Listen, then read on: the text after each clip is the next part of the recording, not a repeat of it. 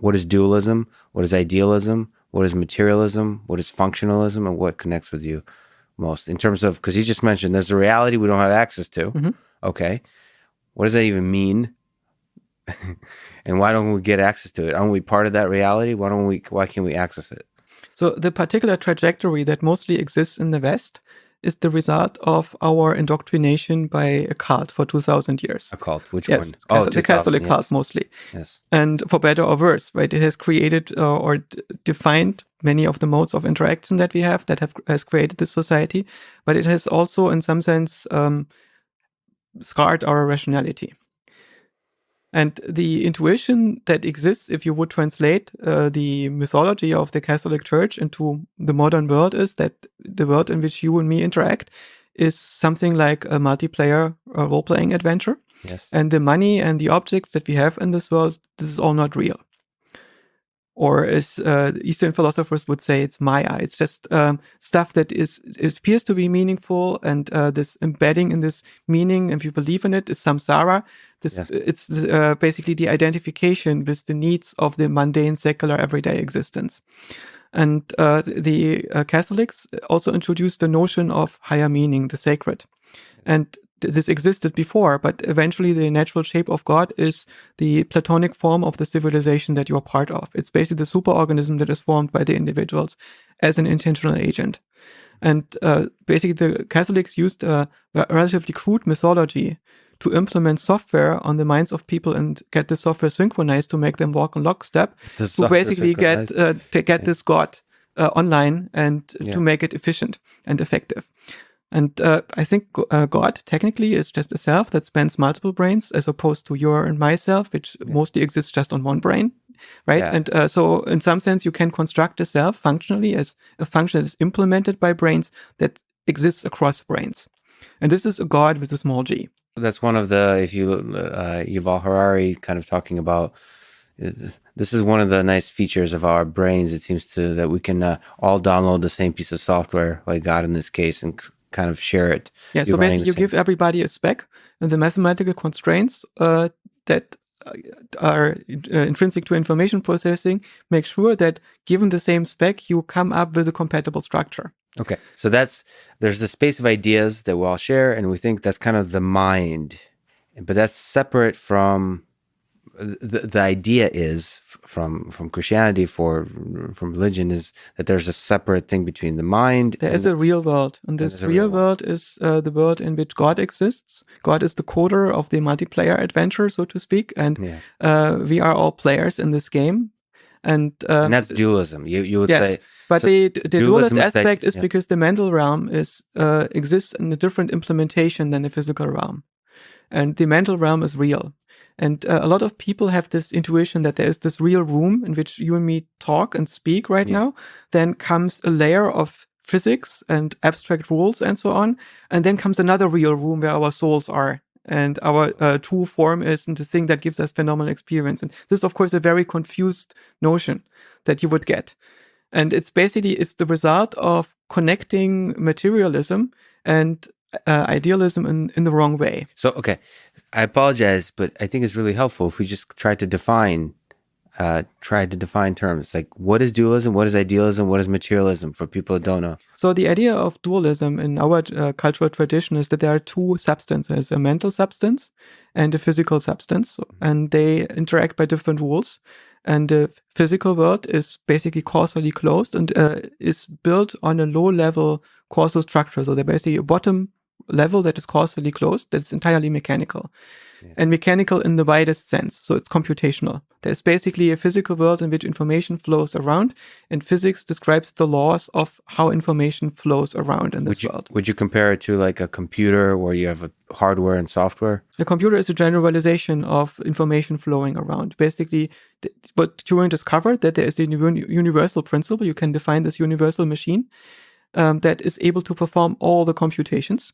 So all these machines have the same power. This means that you can always define a translation between them as long as they have unlimited memory to be able to perform each other's computations. So would you then say that materialism is this whole world is just the hardware, and idealism is this whole world is just the software? Not Or quite. how I would think you- that most idealists don't have a notion of software yet, because software also comes down to information processing. Right. So what you notice is the only thing that is real to you and me is this experiential world in which things matter, in which things have taste, in which things have color, phenomenal content, and so on. Oh, And there you you are realize that, bringing up consciousness. Okay. and this Go is ahead. distinct from the physical world, in which things have values only in an abstract sense, and you only look at cold patterns moving around. So how does anything feel like something? And this connection between the two things is very puzzling to a lot of people, and of course to many philosophers. So idealism starts out with the notion that mind is primary, materialism thinks that matter is primary. Yes. And so for the idealist, the material patterns that we say playing out are part of the dream that the mind is dreaming. And we exist in a mind on a higher plane of existence, if you want. And for the materialist, there is only this material thing, and that generates some models, and we are the result of these models. And in some sense, I don't think that we should understand, if we understand it properly, materialism and idealism is a dichotomy, but as two different aspects of the same thing. So the weird thing is we don't exist in the physical world. We do exist inside of a story that the brain tells itself. Okay. Let me my information processing take that take that in. We don't exist in the physical world. We exist in the narrative. Basically, a brain cannot feel anything. A neuron cannot feel anything. They're physical things. Physical systems are unable to experience anything. But it would be very useful for the brain or for the organism to know what it would be like to be a person and to feel something. Yeah. So the brain creates a simulacrum of such a person that it uses to model the interactions of the person. It's the best model of what that brain, this organism, thinks it is in relationship to its environment. So it creates that model. It's a story, a multimedia novel that the brain is continuously writing and updating. But you also kind of said that we kind of exist in that story. Yes. In that story. We are virtual. What is real in any of this? So like there's again, these terms are, you kind of said there's a quantum graph. I mean, what is this whole thing running on then? Is the story, and is it completely fundamentally impossible to get access to it? Because isn't the story isn't the brain in something, existing in some kind of context? So what we can identify as computer scientists, we can engineer systems and test our theories this way that may have the necessary and sufficient properties to produce the phenomena that we are observing, which is there is a self in a virtual world that is generated in somebody's neocortex that is contained in the skull of this primate here. And when I point at this indexicality is of course wrong. But I do create something that is likely to give rise to patterns on your retina that allow you to interpret what I'm saying, right? Mm-hmm. But we both know that the world that you and me are seeing is not the real physical world. What we are seeing is a virtual reality generated in your brain to explain the patterns on your retina. How close is it to the real world? That's kind of the question. Is it when you have like people like Donald Hoffman, let's say that like that you're really far away. The thing we're seeing, you and I now, that interface we have is very far away from anything. Like we don't even have anything close like to the sense of what the real world is. Or is it a very surface piece of architecture? Imagine you look at the Mandelbrot fractal, right? This famous thing that Bernard Mandelbrot discovered. If you see an overall shape in there, right? But you know that if you truly understand it, you know it's two lines of code. It's basically in a series that is being tested for complex numbers in the complex number plane for every point. And for those where the series is diverging, you paint this black. Yes. And where it's converging, you don't. And you get the intermediate colors by checking how far it diverges. Yes. Right. This gives you this shape of this fractal. But imagine you live inside of this fractal and you don't have access to where you are in the fractal, or you have not discovered the generator function even. Right. So what you see is all I can see right now is a spiral, and the spiral moves a little bit to the right. Is this an accurate model of reality? Yes, it is. Right. It is an adequate description. You know that there is actually no spiral in the Mandelbrot fractal. It only appears like this to an observer that is interpreting things as a two-dimensional space and then defines certain regularities in there at a certain scale that it currently observes, because if you zoom in, the spiral might disappear and turn out to be something different at a different resolution, right? Yes. So at this level, you have the spiral, and then you discover the spiral moves to the right, and at some point it disappears. So you have a singularity. At this point, your model is no longer valid. You cannot predict what happens beyond the singularity. But you can observe again, and you will see it hit another spiral, and at this point it disappeared. So maybe now have a second order law. And if you make 30 layers of these laws, then you have a description of the world that is similar to the one that we come up with when we describe the reality around us. It's reasonably predictive. It does not cut to the core of it. It does not explain how it's being generated, how it actually works, but it's relatively good to explain the universe that we are entangled with. But you don't think the tools of computer science or the tools of physics could step outside, see the whole drawing, and get at the basic mechanism of how the pattern, the spirals are generated? Imagine you would find yourself embedded into a Mandelbrot fractal and you try to figure out what works, and you somehow have a Turing machine with enough memory to think, and as a result, you come to this idea, it must be some kind of automaton, and maybe you just enumerate all the possible automata until you get to the one that produces your reality. Yeah. So you can identify necessary and sufficient condition. For instance, we discover that mathematics itself is the domain of all languages. Yeah. And then we see that most of the domains of mathematics that we have discovered are in some sense describing the same fractals. This is what category theory is obsessed about, that you can map these different domains to each other. So there are not that many fractals. And some of these have interesting structure and symmetry breaks. And so you can discover what region of this global fractal you might be embedded in from first principles. Yes. But the only way you can get there is from first principles. So basically, your understanding of the universe has to start with automata and then number theory and then spaces and so on. Yeah, I think like Stephen Wolf from Still dreams that he'll be able to arrive at the fundamental rules of the cellular automata, or the generalization of which is behind our universe. Yeah. You've said on this topic, you said in a recent conversation that, quote, some people think that a simulation can't be conscious and only a physical system can, but they got it completely backward. A physical system cannot be conscious. Only a simulation can be conscious. Yeah. Consciousness is a simulated property of the simulated self. Just like you said, the mind is kind of we'll call it story narrative. There's a simulation, so our mind is essentially a simulation. Usually, I try to use the terminology so that the mind is basically the principles that produce the simulation. It's the software that is implemented by your brain. Yeah. And the mind is creating both the universe that we are in and the self, the idea of a person that is on the other side of attention and is embedded in this world. Why is that important, that idea of a self? Why is that an important feature in the simulation? It's basically a result of the purpose that the mind has. It's a tool for modeling, right? We are not actually monkeys. We are side effects of the regulation needs of monkeys. And what the monkey has to regulate is the relationship of an organism to an outside world that is in large part also consisting of other organisms. And as a result, it basically has regulation targets that it tries to get to. These regulation targets start with priors. They're basically like unconditional reflexes that we are more or less born with. And then we can reverse engineer them to make them more consistent. And then we get more detailed models about how the world works and how to interact with it. And so these priors that you commit to are largely target values that our needs should approach, set points. And this deviation to the set point creates some urge, some tension. And we find ourselves living inside of feedback loops, right? Consciousness emerges over dimensions of disagreements with the universe.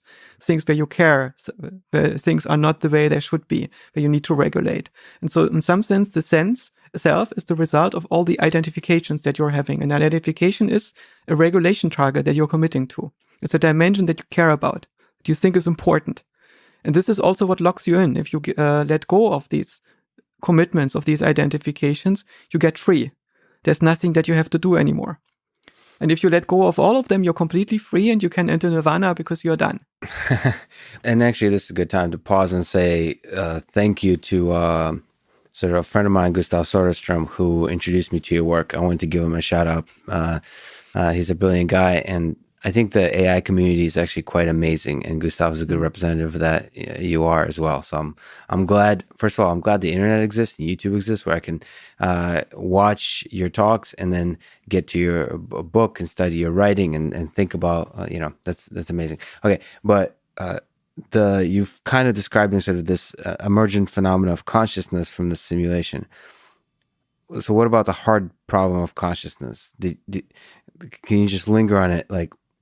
But why does it still feel like I understand you're kind of the self is an important part of the simulation, but why does the simulation feel like something?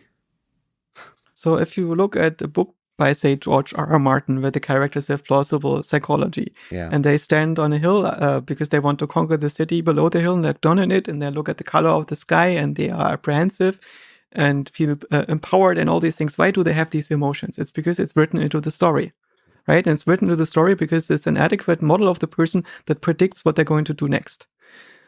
And the same thing is true for us. So it's basically a story that our brain is writing. It's not written in words. It's written in perceptual content, basically multimedia content.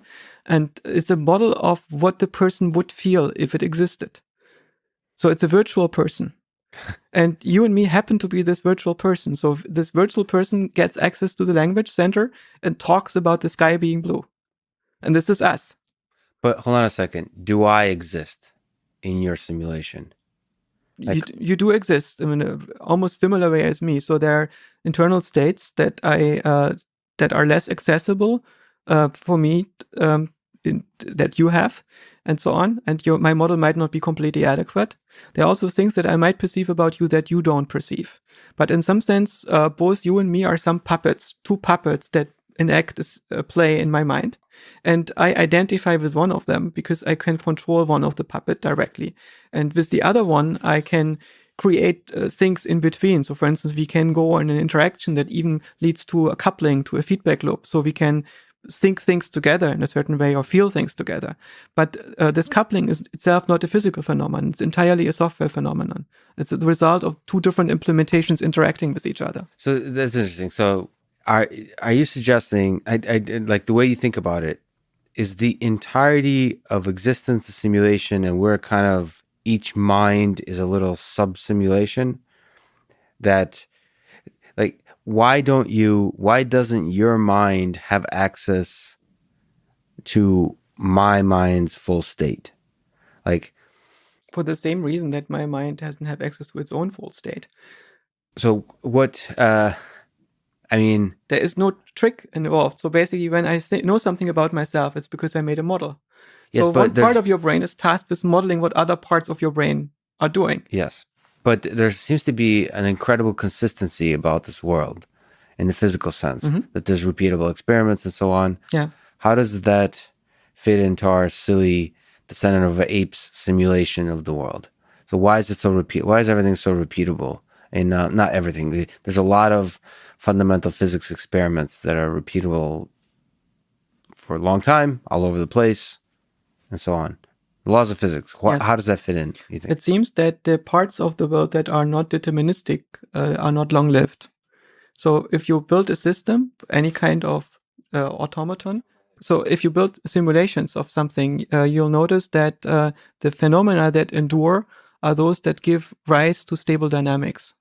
So basically, if you see anything that is complex in the world, it's the result of usually of some control, of some feedback that keeps it stable around certain attractors. And the things that are not stable, that don't give rise to certain harmonic patterns and so on, they tend to get weeded out over time. So if we are in a region of the universe that sustains complexity, which is required to implement minds like ours, this is going to be a region of the universe that is very tightly controlled and controllable. So it's going to have lots of interesting symmetries and also symmetry breaks that allow to the creation of structure. But they exist where? So there's such an interesting idea that our mind is simulation that's constructing the narrative.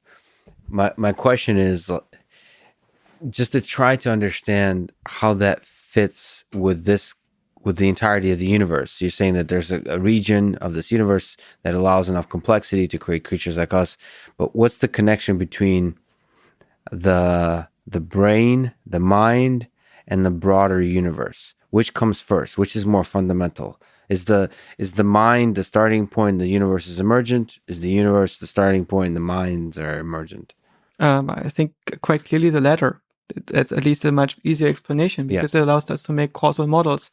And I don't see any way to construct an inverse causality. So like, what happens when you die to your mind simulation?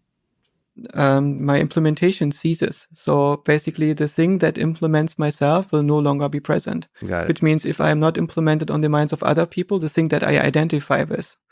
The weird thing is I don't actually have an identity beyond the identity that I construct.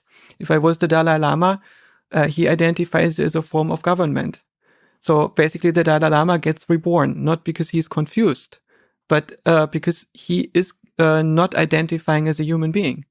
He runs on a human being. He's basically a governmental software that is instantiated in every new generation anew. So his advisors will pick someone who does this in the next generation. So if you identify with this, you are no longer a human and you don't die in this sense. So what dies is only the body of the human that you run on. Yeah. To kill the Dalai Lama, you would have to kill his tradition. And if we look at ourselves, we realize that we are to a small part like this, most of us. So for instance, if you have children, you realize something lives on in them. Or if you spark an idea in the world, something lives on. Or if you identify with the society around you. Because you are part that. You're not just this human being. Yeah, so in a sense, you are kind of like a Dalai Lama in the sense that you, Joscha Bach, is just a collection of ideas. So like you have this operating system on which a bunch of ideas live and interact, and then once you die, they kind of some of them jump off the ship. Put it the other way. Identity is a software state. It's a construction. It's not physically real. Identity is not a physical concept. It's basically a representation of different objects on the same world line. But identity lives and dies. Are you attached? What's the fundamental thing? Is it the ideas that come together to form identity, or is each individual identity actually a fundamental thing? It's a representation that you can get agency over if you care. So basically, you can choose what you identify with if you want to. No, but it just seems if the mind is not real, if it's not that the birth and death is not a crucial part of it. Maybe I'm silly. Maybe I'm attached to this whole biological organism, but it seems that being a physical object in this world is an important aspect of birth and death. Like it feels like it has to be physical to die. It feels like simulations don't have to die. The physics that we experience is not the real physics. There is, for instance, no color and sound in the real world. Color and sound are types of representations that you get if you want to model reality with oscillators, right? So colors and sound, in some sense, have octaves. Yes. And it's because they are represented probably with oscillators, right? So that's why colors form a circle of hues. And colors have harmonics, sounds have harmonics as a result of synchronizing oscillators in the brain, right? So the world that we subjectively interact with is fundamentally the result of the representation mechanisms in our brain. They are mathematically, to some degree, universal. There are certain regularities that you can discover in the patterns and not others. Yes. But the patterns that we get, this is not the real world. The world that we interact with is always made of too many parts to count, right? So when you look at this table and so on, it's consisting of so many molecules and atoms that you cannot count them. So you only look at the aggregate dynamics, at limit dynamics. If you had almost infinitely many particles, what would be the dynamics of the table? And this is roughly what you get. So geometry that we are interacting with is the result of discovering those operators that work in the limit that you get by building an infinite series that converges. For those parts where it converges, it's geometry. For those parts where it doesn't converge, it's chaos. Right, and then so all of that is filtered through the consciousness that's emergent in our narrative. So the consciousness gives it color, gives it feeling, gives it flavor. So I think the feeling, flavor, and so on is given by the relationship that a feature has to all the other features. It's basically a giant relational graph that is our subjective universe. The color is given by those aspects of the representation or this experiential color where you care about, where you have identifications, where something means something, where you are the inside of a feedback loop. And the dimensions of of caring are basically dimensions of this motivational system that we emerge over.